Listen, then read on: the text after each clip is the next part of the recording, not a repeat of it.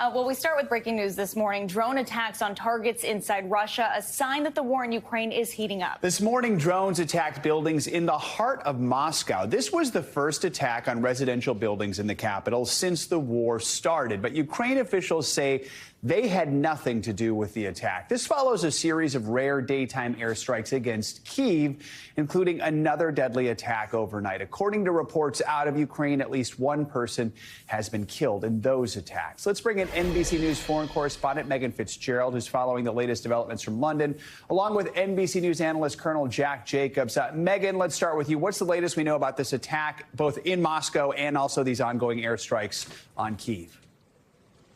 Well, Joe, good to be with you. We'll start in Moscow, where we know that some 8 drones were launched in the capital city of Moscow. And we know that several buildings received some damage. We know 2 people received some medical treatment. They were not hospitalized. There were no deaths associated with this. We understand that President Putin was briefed about this incident early this morning, and that they're saying that their air defense mechanisms that they have in place are working. They are calling this a terror attack. They are blaming Kyiv. Kyiv, of course, has not taken responsibility for this. But look, let's talk about Kyiv, because they have seen their 3rd attack on the capital city there in Ukraine in just the last 24 hours. And so what we saw early this morning is another barrage of these drones. There's some 31 drones that were launched, the majority of them targeted towards Kyiv. We know that several people were injured. We know that one person died. We're talking apartment buildings, houses, cars, shops, stores, all damaged in these attacks. And then, of course, we just have to back up a couple of days to Saturday, when we saw the largest barrage of drone attacks in Kyiv since the war began. That, of course, one day before the city celebrated their founding day on Sunday. And then, of course, yesterday we saw a very rare incident of those in the middle of the day attack. We saw some missiles being launched at around 11 o'clock in the morning. Of course, we are seeing tensions continuing to rise with the drone attacks that we're seeing. Of course, Kyiv, again, not taking responsibility for that. But then, of course, the escalating violence that we're seeing in Kyiv, all of this as we know that Ukraine is preparing for this highly anticipated counteroffensive that we understand is getting ready to launch. Of course, no date has been set, but certainly all eyes are going to be on that. As we just saw 2 weeks ago, President Zelensky on his European tour asking for those weapons ahead of this counteroffensive. And that was largely a successful trip, getting the majority of what he asked for. So, Colonel Joe? Jacobs, it's not clear who's behind the drone attacks on Moscow. As we've said, Ukraine is denying any involvement. But an attack like this on Moscow, it has huge significance, right?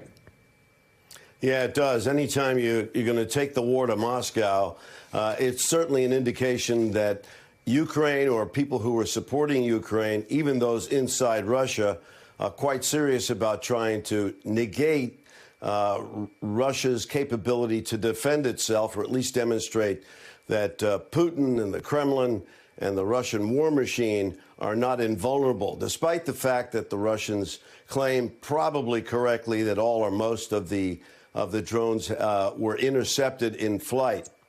But it's a relatively small number of drones.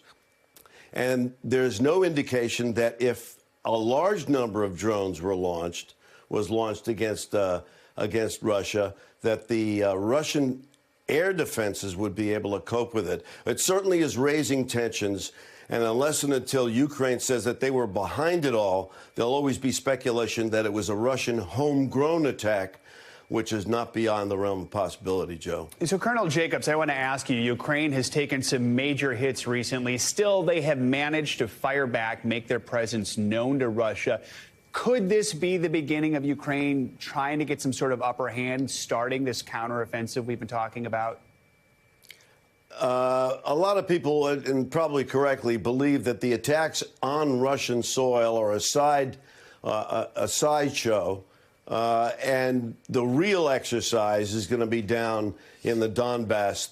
That the Ukrainians, probably less interested in doing anything more than harassing Russia, because they want to keep their powder dry, save their attack capabilities for the counteroffensive that'll take place in the southeast. And these are just harassing attacks, even if Ukraine is directly behind it. So they're husbanding their ammunition. Don't forget that Any kind of counteroffensive is going to include a very large number of direct and indirect fire weapons like drones. So it's important that Ukraine keep as many drones as possible for its counteroffensive. All right, Megan Fitzgerald and Colonel Jacobs, thank you both for kicking us off this hour. We appreciate it. In Washington today, lawmakers will start the first step in the process of approving the debt ceiling deal in hopes of avoiding that June 5th default deadline. The House Rules Committee will take up the deal reached by the White House and House Speaker Kevin McCarthy, and it's shaping up to be a heated session. There are still holdouts on both sides of the aisle, and there's no guarantee this deal will go through. But if it did, the bill would suspend the debt ceiling until early 2025 and tighten federal funding. President Biden says this deal would avoid a, quote, catastrophic default by the federal government while keeping the economy fluid. But Biden and McCarthy still have their work cut out for them. They need to shore up enough votes in both the House and the Senate, and doing it all quickly, at least by Washington standards. We have NBC News Capitol Hill correspondent Ali Vitale and White House correspondent Mike Memoli with us this morning. Good morning to you both. Ali, let's start with you. House leaders are trying to shore up support, but there are still several Republicans who just aren't on board. Talk about what their concerns are and where things stand this morning. Look, some of these Republicans were never going to be on board with this deal. One of them, for example, is Texas Republican Chip Roy, who I spoke to even before the weekend negotiations actually bore fruit on a deal. And Roy was already saying that he didn't like the contours of what he was hearing. Certainly that hasn't changed now that the deal itself is in a more final form and now being sold to members. But Roy is one of those people who I even asked him at the time, were you ever going to vote for anything that was bipartisanly negotiated? He didn't answer either way, but he is someone who we were always skeptical of because of the hyper-conservative position that he has long held within his party. And with Roy come many others within the ultra-conservative House Freedom Caucus. Here, for example, is the way that Roy was talking about it over the weekend. Watch. We are barreling towards unlimited debt in this country. We're just barreling towards an infinite amount of debt. And we've got to stop that. This thing will absolutely pass. There's no question about that. I've talked to dozens of members. And listen, not every single member is on board. But when was the last time that every single member of Congress agreed on anything? Dusty Johnson saying the quiet part out loud here about the other members of his conference. When was the last time everyone was on board? McCarthy doesn't need everyone, but he does need a sizable chunk of his conference, and that's what he's working on doing right now. And Mike, on the Democrat side, President Biden has been making a final push for support over the last few days. But Michigan Congresswoman Debbie Dingell told MSNBC's Chris Jansen yesterday this bill contains things she would never vote for. Let's listen to what she had to say about it. I've been angry for days for many reasons that we are being held hostage. We cannot default on our loan, our debts, and I know that. Yet at the same time, we cannot be rubber stamps. Okay, Mike, so what is President Biden saying to Democrats like her who are on the fence over whether they'll support this deal? Well, what the White House is really saying is that this is the reality of divided government. This is not what we saw in the first 2 years of the Biden administration, which was largely Democrats negotiating with other Democrats to try to get the president's agenda through. Now you have to accept some things that you would consider unpalatable because Republicans do have control of the House. That being said, the president's argument is also going to be it could have been far worse. You look at a side-by-side of what the House Republicans passed just a few weeks ago versus what this compromise looks like, and it results in things like a 2-year budget agreement versus one that you would have to revisit next year in an election year. It includes the fact that non-defense spending, so the entire domestic spending budget is, as the White House is calling it, roughly flat. Republicans would have imposed some steep cuts to domestic programs. The hardest pill for Democrats to swallow are changes to essentially anti-poverty programs like food stamps. And what the White House is also saying there is that this is temporary changes, and that while the eligibility was restricted for some individuals, they also expanded it for others, including veterans and the homeless. And so this is a significant compromise that Democrats think that at least the White House is selling that they can live with. It reminds me of Joe Biden's political axiom, which is don't judge me against the almighty, judge me against the alternative. And this is the legislative equivalent of that. Ali, of course, the focus in Congress has been getting this through the House. But if that happens, it, of course, still has to pass the Senate. Could that be just as difficult? Yes, that funny thing called the Senate. I mean, we've managed to avoid it over the course of the last few weeks because most of the action has been on the House side and, frankly, on the House Republican side. That's because Minority Leader Mitch McConnell really farmed out the negotiating portion of this to Speaker McCarthy because of the realities within the House Republican conference. Those realities are still there, and we're going to spend the first part of this week working through the House Republican side of this. But then as soon as it passes the House, and I'm saying as soon as because it's expected to, though we don't know exactly how that's going to happen yet. Once it does that, then it moves over to the Senate side of this. And look, again, the Senate can decide either all 100 of them want to do this quickly or they can bog this down. We've already seen some key conservative senators saying they're not happy with this deal in the same way that House Freedom Caucus members are not. And they're willing to gum this process up and try to make it move as slowly as possible. Watching the votes come together on that side is going to be interesting, too, just because of the way McConnell is usually able to leverage the members of his caucus as opposed to the more unruly way that the House tends to go. But look, never say never. This could still be interesting down to the last moment that we're in there. But they are still stretching for that June 5th deadline, and that's going to be the thing to watch, too. We will all be watching. Allie and Mike, thanks so much. Now to a pretty incredible story of survival at that partially collapsed apartment building in Davenport, Iowa. A woman trapped inside for 24 hours suddenly waved out of a window hours after first responders had called off their search. The city had planned to start demolition on the 116-year-old building as soon as today, but residents are now demanding a delay. NBC News correspondent Maggie Vespa has more. Hey, Joe, good morning from downtown Davenport. Amid this jaw-dropping wreckage last night, an incredible story of survival and of hope. 52-year-old Lisa Brooks, one of the people who family had said was missing amid this wreckage the entire time, last night waving from her window in that building. People on the ground started cheering and clapping, realizing she was still in there. She was still alive. Her family was here on the ground as that happened. Brooks, who her family says is disabled, basically telling her relatives later on that she had been largely in shock, hiding under her couch for most of the past 24 hours since that huge chunk of her 6-story historic apartment building collapsed on Sunday. Again, as we said, immediately people were cheering and clapping, but also pretty quickly they became angry, arguing that this is proof that there could be more survivors amid that rubble and demanding the city of Davenport postpone plans to basically demolish what's left of this building as soon as tomorrow. In light of this, the mayor overnight telling me those plans to demolish are now, quote, under evaluation. With the official cause of this wreckage still basically unknown, it's coming to light, officials confirming that residents have been complaining about the condition of this building for years, citing things like major cracks in their walls and foundation and recently falling bricks while kind of facade work was going on the front of this building.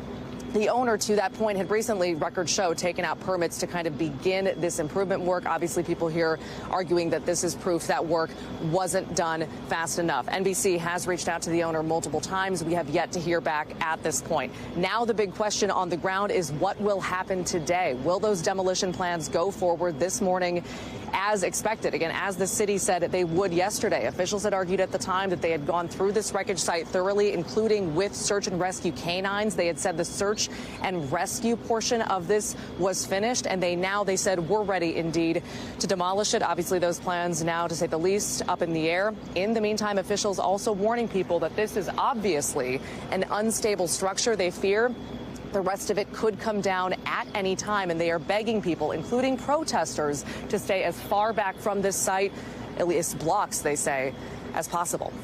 Joe, I'll send it back to you. All right, Maggie Vespa, thank you.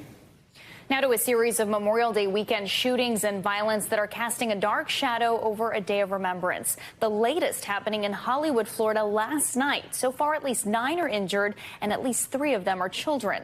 This is part of a nationwide trend of occurrences just yesterday. I took a look at some of the several cities grappling with the aftermath of yet another encounter with gun violence. Gun violence and bloodshed, a stain on the unofficial start to summer. At least 16 people killed in shootings across the country this Memorial Day weekend, including 3 at a motorcycle rally in Red River, New Mexico. 5 others injured when police say the event turned into a shootout between rival biker gangs. All 8 individuals have been identified as outlaw motorcycle gang members. 30-year-old Jacob David Castillo charged with an open count of murder, according to state police. In Massachusetts, chaos Sunday night. 2 shootings on Revere Beach just an hour apart. Boston police attributing the violence to 2 massive fights that escalated. And all of a sudden there were 3 shots and a bunch of guys started running. And then some cop was running, chasing them. And then all hell broke loose after that. Ohio and Wisconsin not spared by the violence. Columbus police say 7 were injured after a shooting during a party in the southeast area of the city. 3 killed and 9 injured in weekend shootings across Milwaukee, according to police.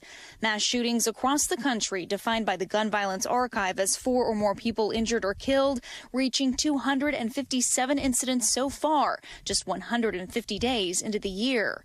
In Chicago, newly elected Mayor Brandon Johnson, hoping to get in front of any issues, announced public safety measures ahead of the weekend. Our public safety agencies have plans in place for the weekend and summer months to ensure that everyone can enjoy our city in peace. But just one day later, Telemundo's Chicago cameras capturing shots fired between beachgoers at the city's North Avenue beach on opening day. We looked up and we couldn't even grab all of our stuff before we went and hid behind the lifeguard stand. When it happened in the first minute, it was definitely just like adrenaline, like instinct run away, and it was scary. North Avenue Beach is now closed. I need everybody to exit the sand and the water. Chicago police say at least 37 people were injured across the city and 8 killed, including 35-year-old William Hare. He was my older brother and also my best friend. He was caring about everybody he met. Very friendly, very talkative, and a great listener. Investigators say Hare was found shot in the chest on the sidewalk in the Lakeview neighborhood. The car pulled up, 2 people came out, there were 2 gunshots, 1 from each person.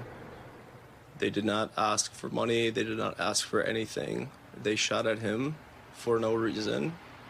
1 bullet struck him in the chest, and his best friend tried to save his life. And he died. The holiday meant as a time to reflect on those who served, now forever marked as a time of tragedy for some families. And the numbers are still on the rise in places like Philadelphia, Baltimore, and Houston. According to the Gun Violence Archive, as of this morning, there have been more than 17,000 gun violence deaths in the U.S. this year alone. We'll have more updates on that Hollywood, Florida shooting later on Morning News Now. Disgraced Theranos founder Elizabeth Holmes is heading to prison today. She's set to surrender in Texas to start serving her 11-year sentence. Last year, Holmes was convicted of fraud for lying to investors. She exaggerated her company's blood testing technology and its financial health. Earlier this month, a federal judge ordered her to pay nearly $500 million to the victims of her crimes. Now let's take a look at some rainy weather that could be heading your way. Meteorologist Michelle Grossman joins us with the latest on your Morning News Now forecast. Michelle, good morning. Good morning to you both. And yeah, some of us will see some rain today. The Northeast, the Great Lakes, still looking at gorgeous weather. We had a beautiful Memorial Day yesterday. We're going to continue that today. But some spots are seeing some rain because we have a couple fronts that are moving throughout the country. The first one being in the middle of the country. We have a cold front that's sort of draped across the area. It's going to bring rounds of showers and storms. Could bring some pretty heavy rainfall as well. We'll get into that. Also throughout the Great Basin, portions of the southeast could see some showers, and also just the southern portions of the mid-Atlantic. We'll see those lingering showers from that coastal low that is finally moving over the Atlantic. So that will start to improve as we go throughout the day. But let's start with that front in the middle of the country because it's sort of a rinse and repeat forecast. We're going to see it today. We're going to see it tomorrow, sort of staying in place and bringing those showers over and over again. So strong storms are likely from New Mexico to Minnesota. We could see some really gusty winds, some hail, the chance of a tornado or 2, although that risk is on the lower side. But we're worried about isolated flash flooding because we could see up to 3, even 5 inches of rain with those really heavy downpours.